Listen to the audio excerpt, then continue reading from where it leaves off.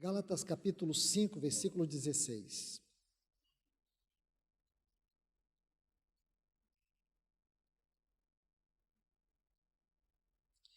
Andai no Espírito, e jamais satisfareis os desejos da carne.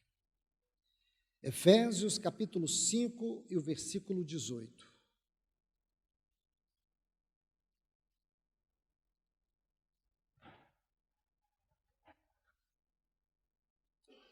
E não vos embriagueis com vinho, no qual há dissolução, contenda, mas enchei-vos do Espírito.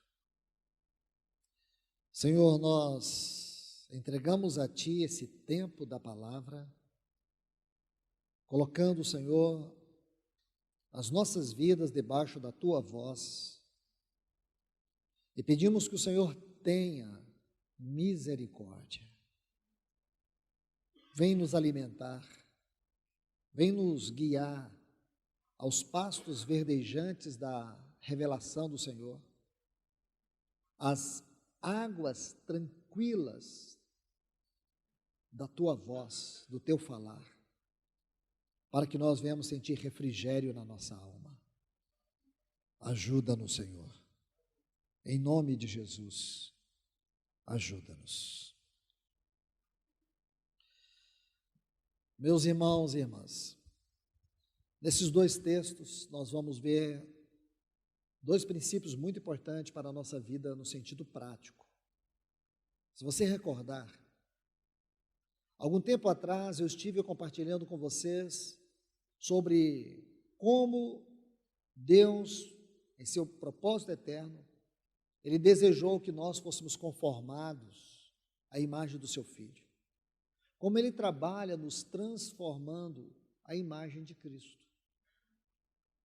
Durante esses estudos, e este estudo aqui hoje está dentro desses estudos que nós viemos aí, você vai perceber que o nosso espírito é uma faculdade muito importante na nossa vida. Deus criou o espírito para que no espírito ele viesse habitar. Deus criou o espírito com três faculdades: intuição, consciência, comunhão. Havia uma outra faculdade que faz parte do homem interior, que é a nossa alma. O espírito governava a alma. A alma é possuída de três faculdades: vontade, mente e emoções. Essas faculdades estavam unidas. Porém, nós sabemos que quando o homem caiu, o pecado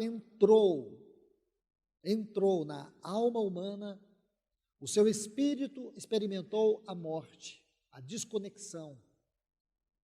A partir daí, o homem se tornou espiritualmente morto, incapaz de receber, de entender e de absorver a voz de Deus. O Espírito de Deus não agiria mais no homem a partir da queda.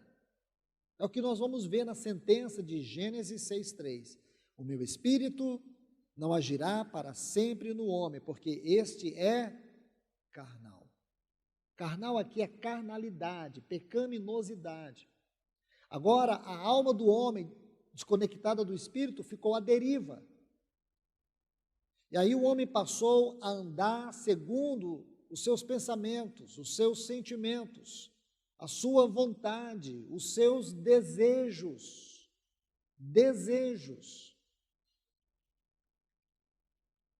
Desejos quanto à vontade, sentimentos quanto à mente, e satisfação nas emoções. Desejos, sentimentos e satisfação. Assim ficou a alma à deriva, e assim tem sido o homem, morto espiritualmente falando. Mas, quando você abre o Novo Testamento, você vê a encarnação do nosso Senhor. Ele veio para ser o nosso Salvador, Ele veio para ser a nossa vida ressurreta. E quando o nosso Senhor Jesus morreu, essa sentença de Deus ali, em Gênesis 6:3. Eu gostaria que você abrisse sua Bíblia e lesse comigo, porque tem algo que eu preciso te mostrar. Gênesis, capítulo 6, versículos 3 a 6. Então disse o Senhor: meu espírito não agirá para sempre no homem, pois este é carnal, e os seus dias serão 120 anos. Ora, naquele tempo havia gigantes na terra, e também depois, quando os filhos de Deus possuíram as filhas dos homens, as quais lhes deram filhos, estes foram valentes varões de renome na antiguidade. Preste atenção no versículo 5. Viu o Senhor que a maldade do homem havia se multiplicado na terra, e que era continuamente mal, todo desígnio, toda disposição, todas as proposições da sua mente. Coração aqui fala de mente, de alma. Alma. Você quer um texto para ler que vai abrir essa frase que eu estou dizendo aqui?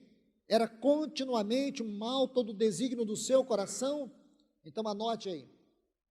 Efésios capítulo 4, versículos 17 a 19. Vai dizer justamente isso. Não andeis como andam os gentios, na vaidade dos seus pensamentos, obscurecidos de entendimento, alheios à vida de Deus por causa da ignorância em que vive, que agora, degradados e caídos e pervertidos, se sentem livres para poder praticar todo tipo de perversidade. Aí no versículo 20 ele diz assim: mas não foi assim que aprendestes a Cristo. Por quê? Porque você sabe, Gênesis capítulo 1, versículo 27, diz que Deus criou o homem à sua imagem, a imagem de Deus o criou. Sua, singular, porque só um dos membros da Trindade carrega a imagem. Qual dos membros carrega a imagem? Cristo. Segundo aos Coríntios 4:4, diz que ele é a imagem de Deus, do Deus invisível. Ele é a imagem de Deus. Colossenses 1,15 diz que ele é a imagem do Deus invisível. Hebreus capítulo 1, versículo 13, diz que ele é a expressão exata da imagem de Deus. Adão foi criado para refletir a imagem de Cristo na terra, porque a palavra imagem é a palavra sombra. Isso está em Salmo 39, versículo 6, sombra. Quando a luz incide sobre um objeto, produz uma sombra a partir dela. Deus é luz, Cristo é este elemento, aonde a luz de Deus vem. Quando a luz de Deus veio sobre Cristo, produziu uma imagem, e essa imagem era Adão. Adão era a imagem de Cristo na luz de Deus. Mas o que aconteceu, irmãos? Quando o homem caiu, o que houve? Trevas. Trevas, como diz Paulo em Efésios, obscurecidos de entendimento, porque agora passou a ter trevas na mente. A mente passou a andar em trevas. Um homem que não experimentou regeneração, a sua mente está em trevas. Ele é incapaz de ser convencido do seu erro. Ele é incapaz de ver a luz de Deus. Ele é incapaz de ouvir a palavra de Deus. Para ele é tudo obscuro, é tudo muito distante. Então foi isso que aconteceu. Agora observe o versículo 6.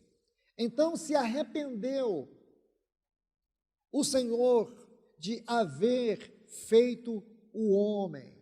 Se você ler Números capítulo 23, versículo 19, coloca esse texto aí para você depois ler em casa. Números 23, 19. 2 Samuel, capítulo 24, versículo 16. Todos esses textos vão te mostrar, irmãos, que o arrependimento de Deus não é como o arrependimento do homem. O arrependimento de Deus não é que ele foi pego de surpresa com a queda, não é porque ele não sabia que o homem ia pecar. A frase seguinte vai te ajudar. Diz assim: e isto lhe pesou no coração.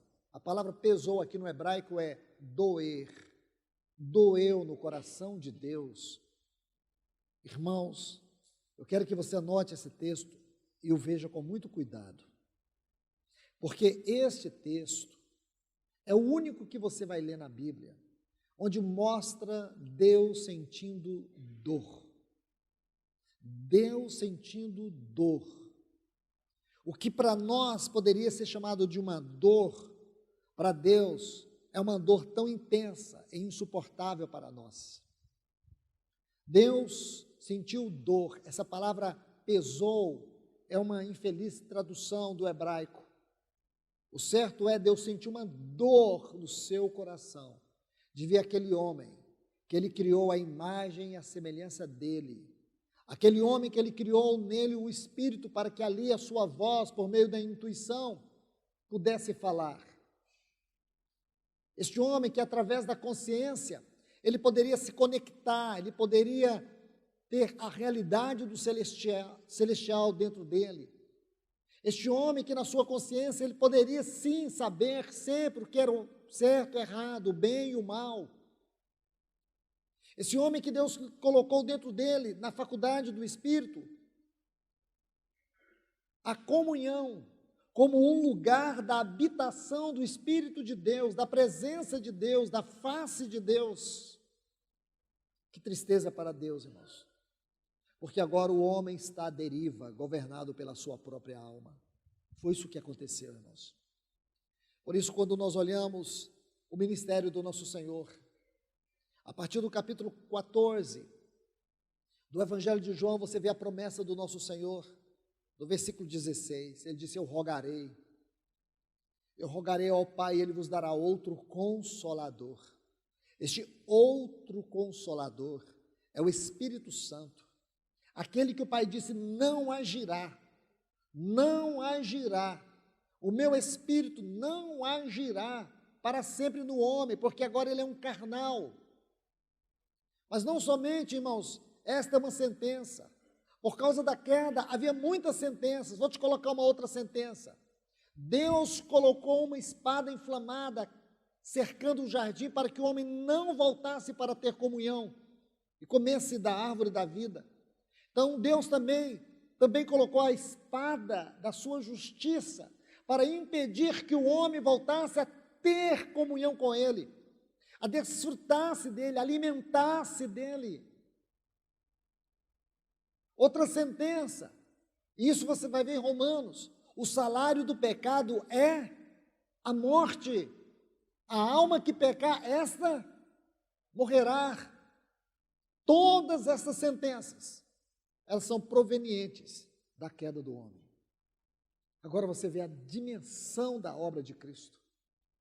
Por isso que Colossenses 2,14, ouça esse texto, eu vou falar ele com muito cuidado. Havia, irmãos, uma série de sentenças contra nós, sentenças condenatórias. Agora, olha o que diz Colossenses 2,14. E tendo tomado o escrito de dívida que era contra nós, ele cravou lá na cruz do Calvário. Cravou lá na cruz do Calvário. E tendo despojado, versículo 15, todo o principado e potestade publicamente, isto é, na vergonha da cruz, no opróbrio da cruz, no sofrimento da cruz, no abandono da cruz, na condenação da cruz. Enquanto todos estavam olhando nessa perspectiva, do outro lado, irmãos, no mundo celestial, no mundo espiritual, sabe como eles estavam olhando, irmãos? Eles não estavam olhando simplesmente Cristo sendo esmagado, condenado, culpado, derrotado. Não. Até Satanás não olhava mais assim. Paulo chega a escrever em 1 Coríntios capítulo 2, se soubesse, ele soubesse quem eles estavam matando, eles não teriam matado o Rei da Glória. Irmãos, de verdade, porque Jesus, antes de morrer, ousadamente ele disse, aí vem o príncipe deste mundo e ele não tem nada em mim. Irmãos, eu falo para vocês, a morte de Cristo foi a mais potente, soberana, poderosa e gloriosa obra de Deus. Quando ele morreu, ele cancelou todo o escrito de dívida que era contra nós. Ele venceu a morte. O salário do pecado é a morte. Então Jesus, ele pagou a morte, porque ele não somente morreu no nosso lugar, mas ele destruiu os grilhões da morte. Ele venceu a morte. Aquela espada da justiça de Deus que impedia que nós entrássemos para ter comunhão com Deus, sabe o que ele fez? Com o seu sangue, ele satisfez as justas exigências da justiça de Deus e abriu um vivo e novo caminho aonde nós podemos entrar até a sua santa presença. Hebreus 10, 19. Havia uma sentença ainda, qual? Meu Espírito não agirá para sempre no homem. Agora o Espírito Santo, irmãos, muito mais do que você pode imaginar, ele veio habitar o homem para sempre. Tudo isso nosso Senhor Jesus alcançou por nós lá na cruz do Calvário. Glórias a Deus, irmãos. Você se alegra com isso? Então, irmãos, vamos colocar um outro ponto aqui. Abra sua Bíblia comigo, em Romanos capítulo 7, versículos 22 a 25.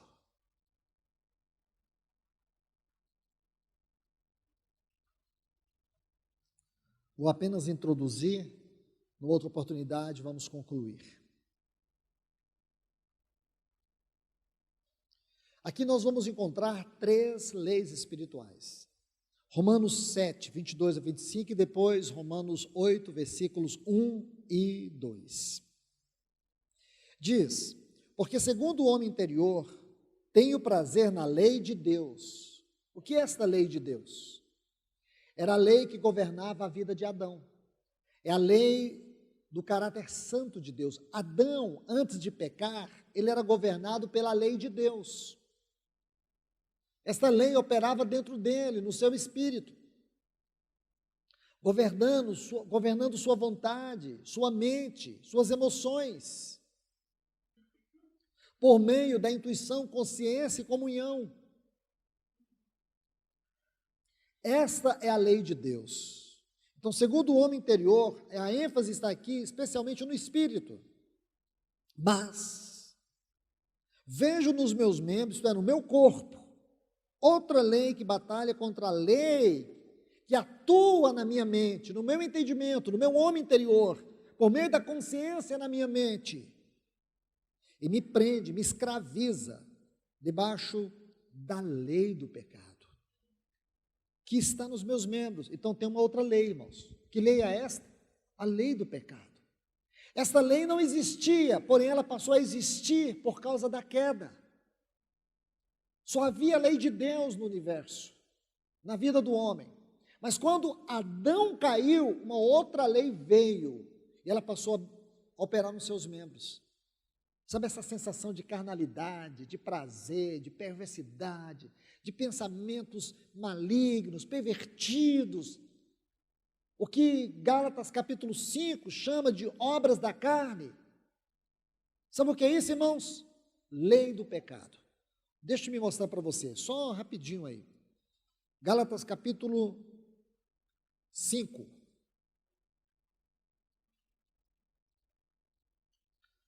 Gálatas capítulo 5.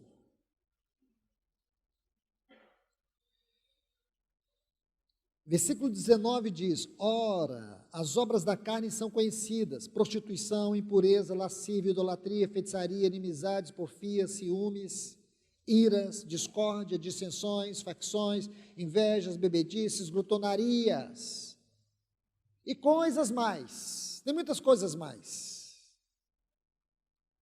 das quais eu vos declaro, como outrora vos preveni, os que praticam tais coisas não herdarão o reino de Deus, o reino dos céus. Está vendo? Não vai herdar. Praticar aqui é conduta. Sabe o que é esse praticar aqui? Vou te ajudar. Efésios 4,17, não mais andeis como andam os gentios, na vaidade dos seus pensamentos. Isso aqui, ó. Essa palavra praticar, ela é explicada pelo versículo 17 de Efésios 4. Estão vendo? Você pratica isso? Então, meu amigo, meu irmão, minha irmã, aqui está. Então, por favor, o que é isso, irmãos? Lei do pecado. Nós vamos estudar, e não pode ser agora, é claro, o capítulo 8 de Romanos. Capítulo lindo, hein, irmãos? Leia esse capítulo. Eu vou te fazer um desafio. Memorize esse capítulo. Se você não conseguir memorizar, versículo por versículo, memorize as divisões desse capítulo. Ele está dividido em 3 partes, para você saber como ele fala cada uma das partes. A primeira parte vai do versículo 3 até o versículo 13. E o tema aqui é vida no espírito e vida na carne. Importante. Então, a primeira divisão, vida no espírito, vida na carne. Versículos 3 a 13. A segunda divisão, versículos 14 até o 30. Se você estudar, você vai aprender aqui sobre a filiação e a vocação celestial, certo? E depois, por último, a última parte, fala do pertencimento espiritual e a certeza da nossa glorificação. Então, são 3 sublimes temas. Memorize isso. Faça desse capítulo seu estudo diário aí por semanas. Depois você vai entender e nós vamos estudar esse capítulo com mais propriedade dentro dessas 3 leis espirituais. Como isso é importante, irmãos. Então, por favor, vamos aqui entender essas leis. Aí, no versículo 23, nós temos aqui a lei do pecado, certo? Agora, por favor, capítulo 8, versículos 1 e 2, nós temos uma outra lei, que é a lei do espírito de vida em Cristo Jesus. Aí Paulo diz, portanto, agora nenhuma condenação há para os que estão em Cristo Jesus, que não andam segundo a carne, mas segundo o Espírito. O que é andar segundo a carne? Gálatas 5,16, andai no Espírito e jamais satisfazer os desejos da carne. Andar na carne é satisfazer os seus desejos. E aonde nós encontramos os desejos da carne? Gálatas capítulo 5, versículos 19 e 20. Você vai encontrar ali os desejos e muitos outros mais. Está certo? Aí ele diz assim, por quê? A lei do espírito de vida, agora tem uma terceira lei, é a lei do espírito de vida. Em Cristo Jesus te livrou. E o assunto seguinte do capítulo 8 vai nos mostrar isso, irmãos. A lei do espírito de vida te livrou da lei do pecado e da morte.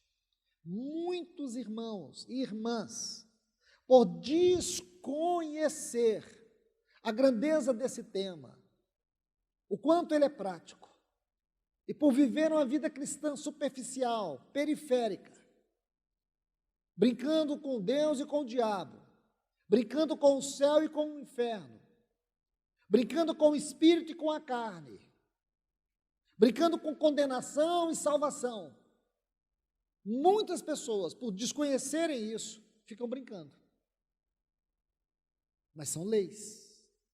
São leis. Ou você vai experimentar a vida, ou você vai experimentar a morte. Ou você vai experimentar transformação, ou você vai experimentar deformação. Ou você vai experimentar salvação, ou vai experimentar condenação. Então sejamos claros, não existe um ponto neutro. Neste assunto, irmãos, não existe ponto neutro. Ou é no espírito, ou é na carne. Ou você alimenta o espírito, ou você alimenta a carne. Esse capítulo 8, a ênfase dele, irmãos, a ênfase dele está sobre a obra do Espírito Santo em nossa vida. Então, por favor, considere isso, essas 3 leis. Deus não destrói as leis. Uma lei não pode ser destruída, mas ela pode ser sobrepujada. Como a lei da gravidade, ela existe. Se você soltar uma pena aqui, ela vai cair. Mas se você sair ali fora e ver um avião, que é milhões de vezes mais pesado do que uma pena, ele não vai cair, porque ele está debaixo de uma lei, ele é governado por uma lei, a lei da aerodinâmica. E a pena é governada pela lei da gravidade. Então, se você quer experimentar a lei do Espírito de vida em Cristo Jesus, você tem que andar no Espírito. Você tem que desfrutar da vida do Espírito. Você tem que experimentar a habitação do Espírito. É Ele que vai te ajudar. Ainda dentro de nós, irmãos, tem a lei. O problema de muitos cristãos é eles acharem que agora não tem a lei do pecado. A lei do pecado está em você e está em mim. Ela opera nos nossos membros. A qualquer momento ela quer nos escravizar, nos manter debaixo da sua jurisdição. Mas nunca esqueça, se você é uma nova criatura, se você é um filho de Deus, é uma filha de Deus, existe uma outra lei operando em você. É a lei do Espírito de vida em Cristo Jesus. Esta lei vai atuar. Esta lei já está atuando. Você precisa perceber. Essa lei vai te mostrar o que é trevas, o que é luz, o que é certo, o que é errado, o que é bom, o que é mal, o que pode, o que não pode. E naquelas áreas aonde você for fraco, esta lei é como uma luz, não de condenação, mas de revelação da consequência do pecado. E aqui o Espírito Santo atua para nos convencer do pecado. Então nós temos que observar isso, irmãos. O Espírito Santo não é um adorno no nosso espírito, ele é uma lei no nosso espírito, ele é a vida no nosso espírito. Por meio da consciência, da intuição e da comunhão, ele vai atuar na nossa vida. Para quê? Para 2 coisas: para que andemos no Espírito e para que sejamos cheios do Espírito. Então que Deus vos abençoe, irmãos. Quero deixar esta palavra com todos vocês e que ela venha a ser uma bênção, que ela venha a ser um maná para alimentar o teu coração, para te renovar, para te fortalecer, para te ajudar a viver a vida cristã, porque nós, irmãos, não conseguimos controlar a lei do pecado, não conseguimos controlar essa lei, ela é muito poderosa, ela é mais forte do que nós, mas graças a Deus, por Cristo Jesus.